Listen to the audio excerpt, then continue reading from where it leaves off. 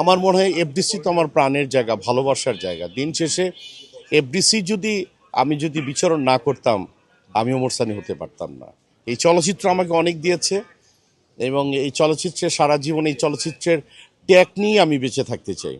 ভাই এবং ও যেটা জানতে চাচ্ছিল আসলে কেমন এফডিসি দেখতে চান, এফডিসি মানে চলচ্চিত্রের মানুষ হয়ে আপনার এই নতুন সরকারের কাছে আসলে প্রত্যাশা কি? এবং আমি একটা কথা বলি যে দলীয় জায়গাটার থেকে এফডিসিটাকে একটু আমি দূরে রাখতে চাই।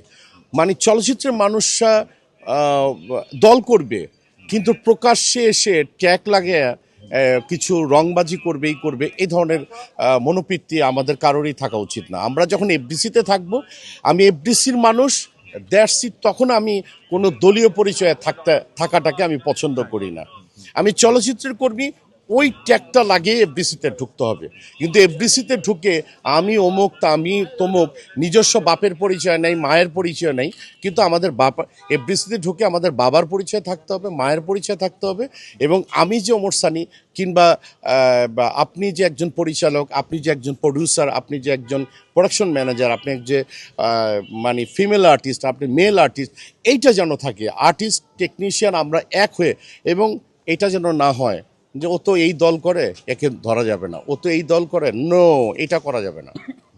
এটা করা যাবে না। চলচ্চিত্রের জন্য, চলচ্চিত্রের সুন্দর সোনালী যুগের মানুষ আমরা, আপনারা বলেন, সেই সোনালী যুগের মানুষ হিসাবে যদি বলি, আমি আবার আর একটা সোনালী স্বপ্ন দেখি এবং বাস্তবায়ন যেন হয়, সেটি আশা করব।